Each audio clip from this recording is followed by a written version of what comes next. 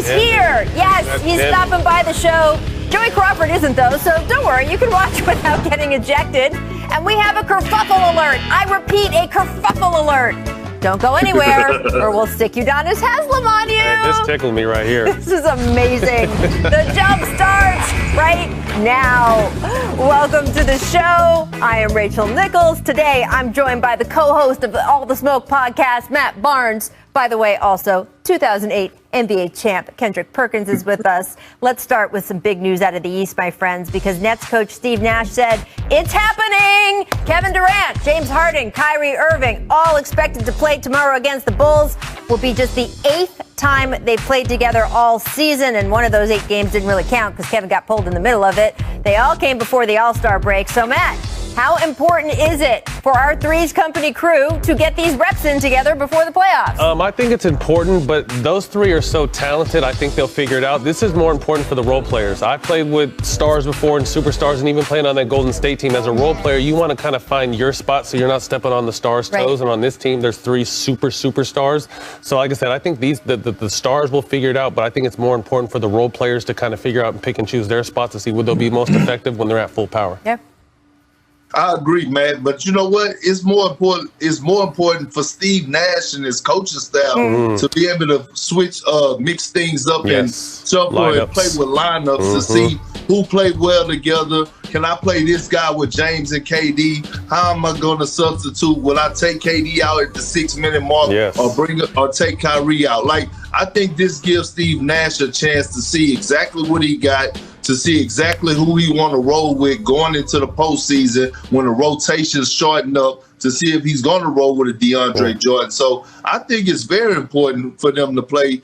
That is very important that these 3 guys are playing on Saturday against the Bulls. But I think to your point, I think it's less important for them as the stars to play together, but more for the coaching staff to know what they have and more for the role players to be able to pick and choose their spots. Like I said, this is kind of like playing on the Olympic team or an all-star team with those 3 guys. Those guys they're so smart, they'll figure out their chemistry. So as you put, for the coaching staff, it's going to be big, and for the role players, it's going to be big as well. And look, James and Kevin, they played together plenty.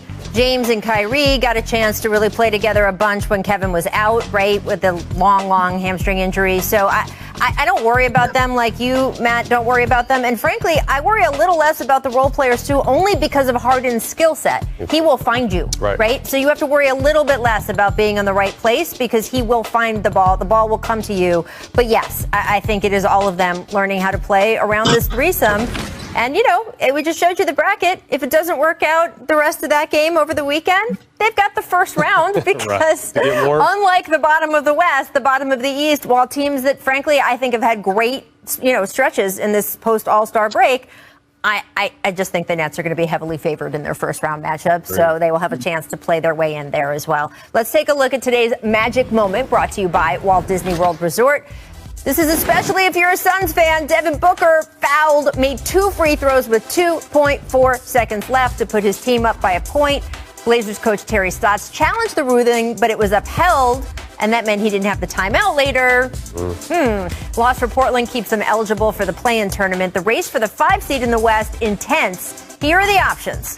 The Mavericks get the 5 seed if they win out, or if they win once and Portland loses. Or a win and 2 Lakers wins. Blazers get the 5 seed, win at their final game. Dallas either loses out or 1 win and Lakers lose 1. The Lakers could get the 5 seed if they win out and Dallas and Portland lose out. So, Perk, given all of those permutations, go inside your crystal ball. Who of these 3 teams gets the 5 seed? Well, I think it's a no-brainer. I think the Dallas Mavericks are going to get it. I mean, obviously Toronto and Minnesota, they're thinking about Cancun, thinking about Cabo. So it's going to be easy wins for them. And right now, they're finally healthy. Porzingis is back. We all know what Luka is capable of doing. And then the Dallas Mavericks, I mean, they have some good pieces coming in off the bench with Kleber and Bronson. So I'm looking at where they at right now. They're in great position. I think they're going to lock in that 5 seed. Someone you did mention, Perk, who I've really liked and been playing well is Tim Hardaway Jr. Big shot, scoring a lot of points. But I agree. But the one catch game I think that Dallas might get caught slipping with is that Minnesota team, because the Minnesota team's been out of the playoff race for a long time, and they're a young team. So young teams don't know better, especially Anthony Edwards. You know he's going to have his foot on the gas the whole time. So that's going to be the catch game. I think Toronto's kind of already checked out. It's been a long, tough season for them, being displaced from home. So you got to watch that last game for Dallas. But I agree with you. I think the Dallas Mavericks will get the fifth seed. It's so interesting. Better for them to lose because they want to keep their pick. It's top 3 protected. But as you point out, they've had so much trouble all season. It kind of feels like to me that, especially with a new coach and guys who are finally healthy, that team has wanted to win because it has been more important for them to just kind of get their act together and get the chemistry together and be able to come into next season really rolling. So I don't know, frankly, if they're going to show up for this last game wanting to win or not. And I know we're not supposed to talk about that in the NBA, but we talk about it because it's a reality of life. All right, it's time for Make or Miss, friends. This show is so packed. We got to put Make or Miss in our first block. Make repertoire. Speaking of the Timberwolves, Karl Anthony Towns continuing to show off some really improved passing. That dart to Vanderbilt for the slam. Perk, have you noticed Cat's cat vision lately? I have. And you know what? KG told me a long time ago. He said, man, this guy is so skilled. People don't know his passing ability. And he's been dropping dimes. It's been flying under the radar, but he's dropped dimes. I really like Cat. I think he doesn't get enough credit because he played in Minnesota on a team that's been bad pretty much his whole career. But this is one of the most skilled bigs in the game. Can step out, can put the ball on the floor as you see, can pass, can post up. He doesn't really have a hole in his game, but I don't think he gets enough recognition because he's played in a bad situation. It's so interesting. We've been talking so much about Tim Duncan and Kevin Garnett because of the Hall of Fame this weekend. Perk, do you think if KG, who played in Minnesota all those years, ended up playing in Tim Duncan's spot, different? Well, we'll talk about that later. All right. Matt just said, producer Steve's yelling at me, but as he should be, but Matt just said being lost in Minnesota made me think of Kevin Garnett. Udonis Haslem making his season debut last night, entered to a standing ovation, and then promptly got into it with Dwight Howard. Got tossed in less than 3 minutes. Dwight, by the way, suspended 1 game because this was his 16th technical of the season. So I just get the feeling, Matt, Perk, that you guys would have had a similar reaction the way Udonis Haslem had if you had checked into the game for the same reasons that UD did. Hey, this tickled me. Hey, like 3 or 4 of my friends hit me up when this happened. Like, yo, check this out. Look what UD just did. He had just got in, hit 2 shots, and then he gets ejected. But you got to think this is a lot of UD is a competitor, and I think he's played a great role on being a mentor in that team, almost a second coach. But he finally got a chance to play, so you know emotions were running high. But then again, at 40, you get a little bit older. It doesn't take much to fall over anymore. So I didn't really think Dwight did too much to him, to be honest. But I loved UD's reaction. Unfortunately, Dwight cost Dwight a game. But I loved UD's reaction. It really tickled my soul. And look, I look at it both ways, right? He got in because it could possibly be his last home game. But what happened with Joel Embiid and Trevor Ariza beforehand, I thought, because I was in that situation where Ty Lue sent me in the game to, go in there, and deliver a message as an enforcer. So, UD was being UD, and I thought it was just set up perfectly. I actually love it. I like the fights in this. I like the back and forth. Yeah. I like to see especially this time of the year. Yeah, this is what you want to see. Yeah. Forget all that swapping jerseys and all that. This is what we want to see. And look, we don't know what's going to happen in the postseason, whether they'll need him for spot duty or not. And, of course, he hasn't said for sure what's going to happen this offseason. But if that was the last time that Udonis Haslem was in a game for the Miami Heat, it is chef's kiss on the end of his career. And what a career it has been. All right, guys, you heard me mention the Hall of Fame coming up. Kobe Bryant, Kevin Garnett entering the Hall of Fame this weekend. We will reflect on their careers with some former teammates next on The Jump.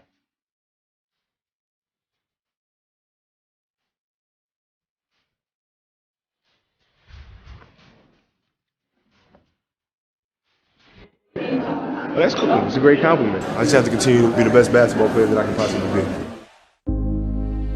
What Kobe Bryant was to me was the inspiration that someone truly cared about the way I played the game or the way that he wanted to play the game. He wanted to know how, when I turn around on my jump shot, how to feel the defense. I told him you should feel the defense with your legs. This kid had passion like you would never know.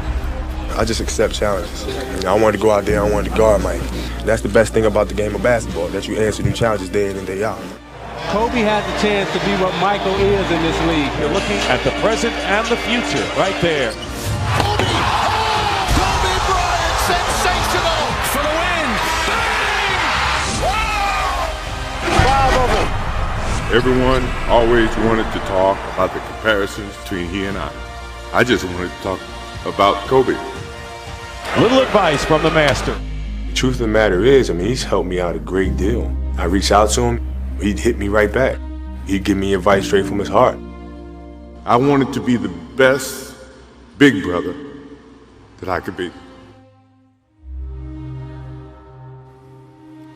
That speech at Kobe's memorial service, just iconic. The Naismith Memorial Basketball Hall of Fame. This class will go down as one of the most special in the long history of the Hoop Hall. The late Kobe Bryant, Tim Duncan, Kevin Garnett, Tamika Catchings, Coach Rudy Tomjanovich headline that class. They will be enshrined over the weekend in Springfield, Massachusetts. And Matt, I don't even know where to start because this history with Kobe is so deep and so rich and touched both of us so personally. What do you think it would have meant to Kobe to be able to follow this through and be up there this weekend with those guys? I think it was the final step.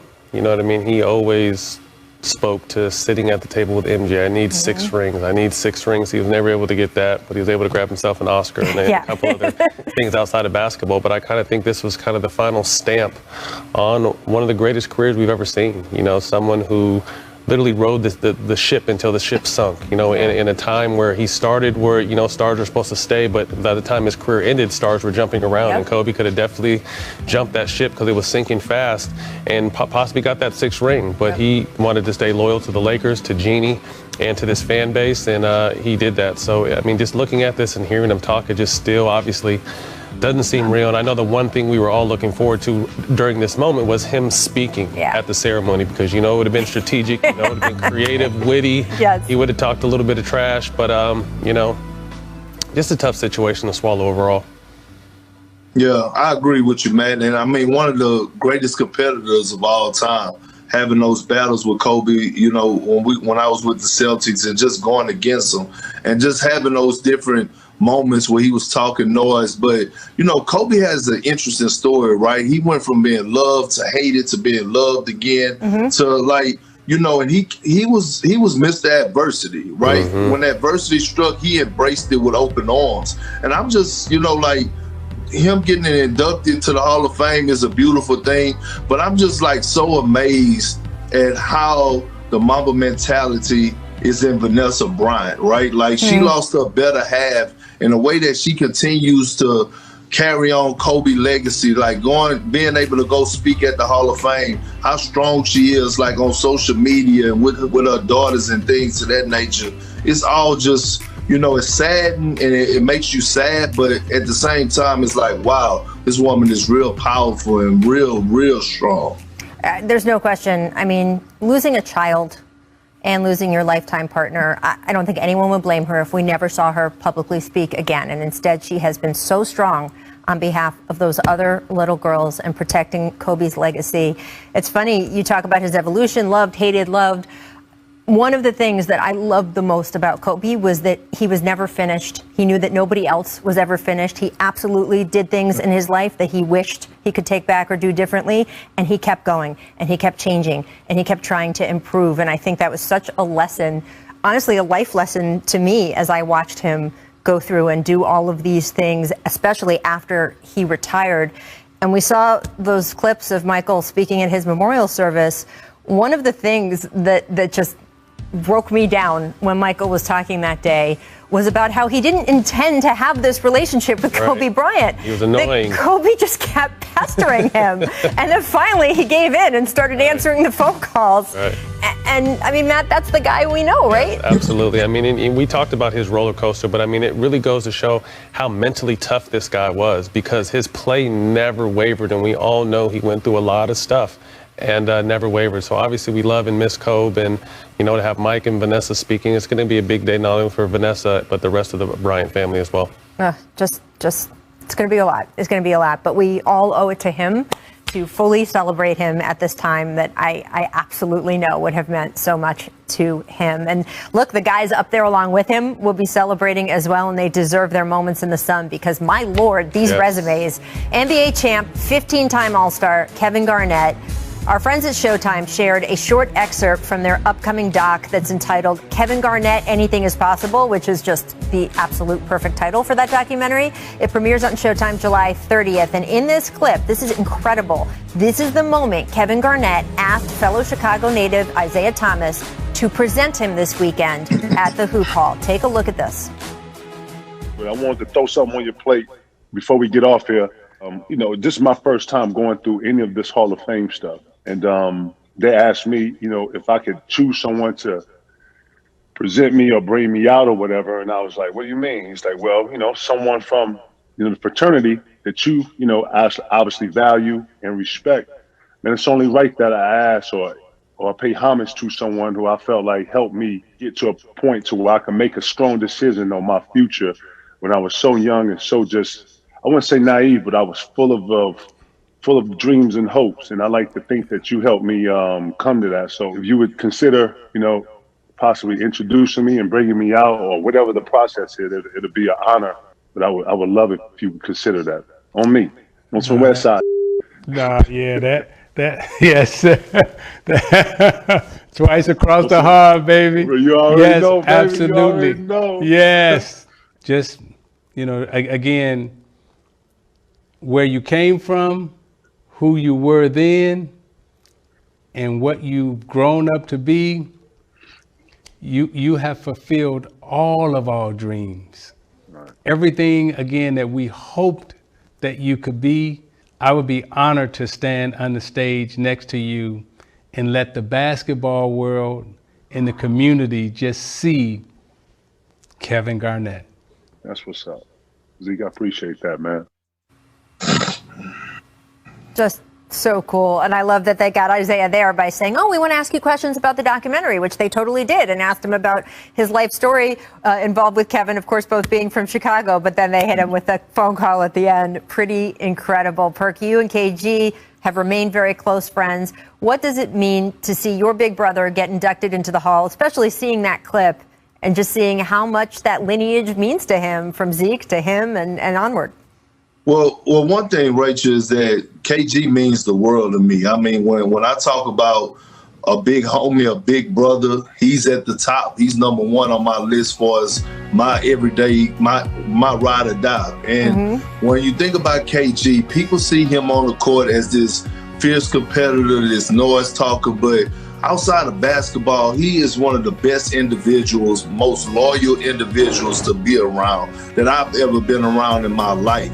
And it's just, it motivates me to even do better in life, knowing what he did on the court to prepare every single day to go out there and compete. Because a lot of people don't know the hard work that KG put in. It's only one thing that he didn't accomplish in his career, and that was getting the finals MVP. Everything else, he has all the accolades. To me, he's one of the most, if not the most skilled power forward to ever play the game. I think Anthony Davis is on his heels, but as of right now, he's cemented. And I'm just happy for my brother KG. Is well-deserving, great person, great basketball player, and I'd do anything in the world for him. I'm just happy that he's getting his just due. Absolutely. And KG is also one of the most selfless superstars. When you hear other coaches and players talk about him, he was the one that did a lot of the sacrificing, on that Boston team. So selfless superstar. I got a chance to obviously compete against him, but really know him after basketball. And that's what I really appreciate, is getting a chance to know people. Obviously having him on our show for All-Star in Chicago, his energy, the way he told stories, incredible. He has a new show coming out where he came and redecorated my kids' game room and hung out with the twins. So just a great, like Perk said, great, loyal human being. Outside of all the energy he was as a competitor, he still has that energy off the court, but now it's just filled with love and advice and game and wisdom. So tremendous honor. I mean, watching that little doc piece with Isaiah, I mean, it's kind of a teary day. I mean, obviously the Kobe situation and stuff, but it's just beautiful to see life. You know what I mean? We got to celebrate life. And obviously hats off to everyone going into this Hall of Fame class. Tim, we get to see him. We'll talk a little bit later, but, rest in peace to Cope. Congratulations to KG, Tamika, Rudy Tom, and everyone else. This is just a beautiful time, man, because I think if anything, this pandemic has shown us that tomorrow is not promised. So it's important to, celebrate each other while we can. Amen. And on that note, we are far from done with our class of 2020 Hall of Fame. He was the ultimate example of all-time greatness wrapped, and some might even say hidden, by humility. You take his greatness for granted because he does it on such a consistent basis. But to all true fans of the game, everything about him shouts Hall of Fame. 2-time league MVP, 15-time All-Star, 3-time Finals MVP, 5-time champion. San Antonio is back on top once again. And all of it accomplished with such dignity, such class, without fanfare or flash. Duncan, a three-pointer, puts it up, it's good! A leader by example, a selfless teammate, a gentleman, and we may never see his like again. And now joining us, the 5-time NBA champ, 3-time Finals MVP, 15-time All-Star, 2-time regular season MVP, and now you can add Hall of Famer to those accomplishments. To call that an elite resume is an understatement. Tim Duncan, welcome to The Jump. We're so happy to have you. Thanks for having me. Love it. I mean, congrats on the induction. What does it mean to you? It's the culmination of a lot of years and a lot of hard work, a lot of wonderful people, and just an amazing journey. And it's great to be here. It's crazy. You have these this is your life moments, all these people from your past gathering this weekend, and you're being presented by your former teammate, fellow Hall of Famer, David Robinson. What did you tell him he could or couldn't put in his speech, and what were the biggest lessons you picked up from him early in your career? Biggest lesson? I don't know if there's even a biggest lesson. I was just honored to kind of be around him. People always ask me about what did he teach you? What stories did he tell you? And I was like, David isn't one that would do that with me. He just being around him, seeing how he was as a pro, as a father. Those were most of my lessons came from him. Anything for the speech you want him to stay away from or put in there? Are you giving him any guidance or just letting him go? No, David wings it. You know he does. He's such a great speaker, and I don't even know what he will or say. But no parameters on anything he wants to say. He'll be great. His speech will probably be better than mine. So. Oh well, I don't know. But if he does review all your game day fashion choices in the speech, I'm not going to be upset. I'm just going to say that. You did play for Greg Popovich for your entire career. Most players and coaches don't get that much time together. How did your relationship with Pop contribute to your success and evolve over your time together? Tremendously. To be with someone that long and to have that honor, I think we both evolved together. We were learning on the fly. He obviously a lot more years in coaching, but as he adjusted to the different teams we had, the way basketball was played differently over the years, me getting older, our teams getting older, the changing the guard early on from David and the Averys and the Vinnie Johnsons, to the Manu and Tony and Tim era, and it just he was always evolving, always changing, always trying to find a way to keep us ahead of the game, and just an honor to be on that ride with him. One of our producers asked, do you think that Pop texts Tim Duncan? Well, what is that like? What are Pop's texts like, Tim? We need to know. Pop texts me all the time. He's in the last couple years, he's actually gotten on board with it. Before that, he didn't want to have a phone. He didn't want people being in touch with him and everything. But yeah, he'll reach out every once in a while. He'll text me. I'll just check in on him every once in a while, and he'll respond in pretty short form. I assume that he would just send back little wine glass emojis, so I don't know if he's there yet on the emoji train, but I'm glad to hear that he texts. You guys had so many special times together. You won titles in 1999, 2003, 2005, 2007, 2014. Doing that over so many different eras and waves of play in the game, is there one particular season, one particular title run that stands out as the most memorable to you? Yeah, I've been asked it a couple times, and each one of them was so special in kind of a different way. The first one, such a shock because it just kind of, it's so early on in my career, right. and yeah, I'm kind of looking around like not knowing what's going on and just kind of playing off pure instinct. To 14, where we're basically being counted out, and we have a bad beat the year before. In losing to the Heat, and we fight our way back, and we put ourselves back together, and we get back to the championship again and win that one. So, in every respect and every time, there's special moments in there, and everyone means a little different, but a whole lot. Well, we talked back at that 2007 finals. You had a memorable exchange with LeBron James. I want to play it for everyone now. Take a listen.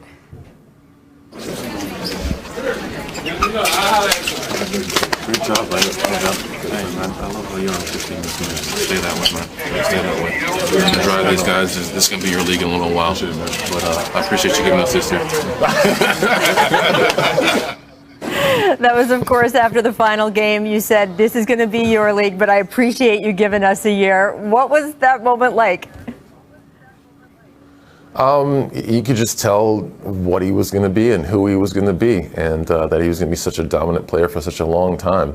And it was great playing against early and again late in my career, and just watching his trajectory of his career. You just see it coming. But playing against a young LeBron and an older LeBron. Yeah. Two different players, two totally different players, and it was fun to watch and be a part of. Yeah, I think that's so interesting, and only the guys who played against him, both at the beginning and now toward the latter part of his career, can qualify it. We haven't seen a player like Michael Jordan or Kareem or someone of that level change his game as much as it seems like LeBron has changed his. Would you say that's right?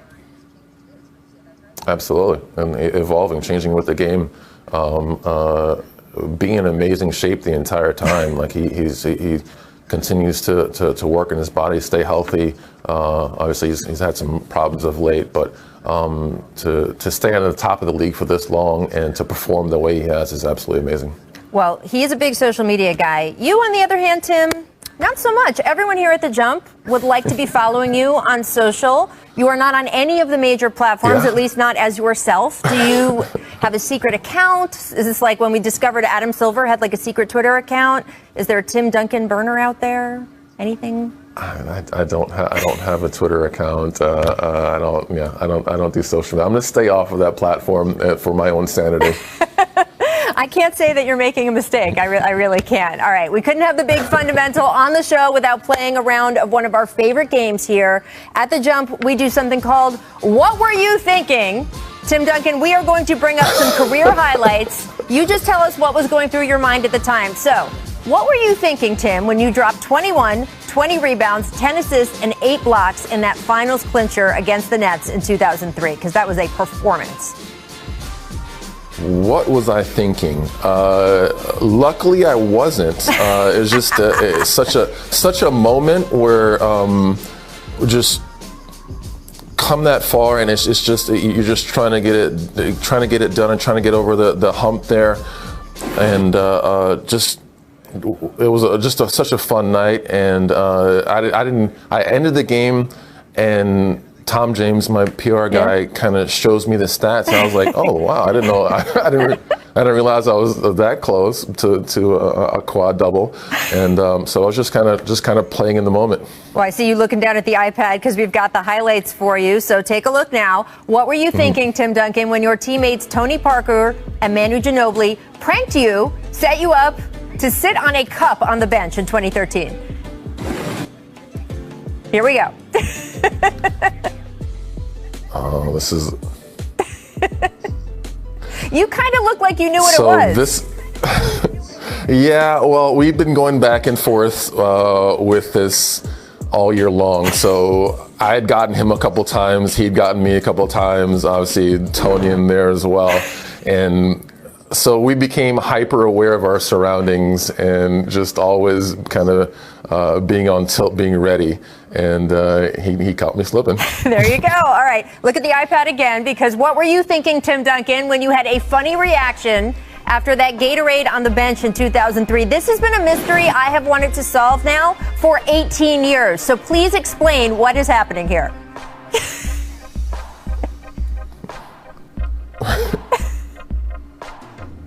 What?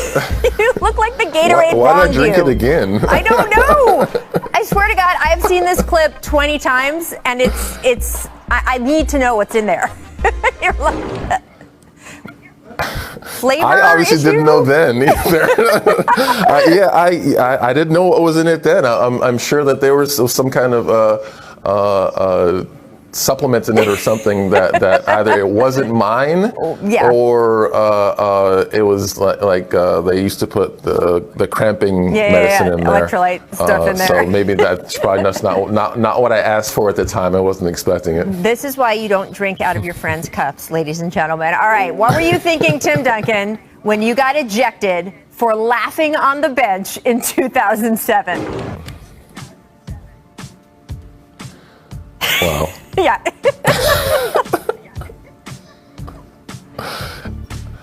In shock for a very long time that went straight to very, very, very mad. I know there was a couple choice words flung his direction at the exit there, but in absolute shock until it kind of caught up to me. I don't know if I've covered you for a long time. I don't know if I've ever seen you get mad. You got mad? Yeah, I got mad at that one. Did you guys talk about that over the years afterward? No. We've never addressed it. I've never talked to him about it. No. Wow. All right, we will not throw you off the show for laughing. Thank you so much, Tim, for joining us.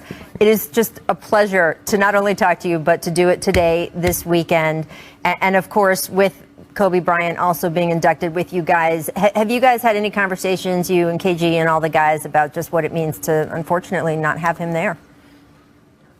I haven't seen any of the guys as of yet. I'm assume that I'll be around them more in the next 24 hours or so.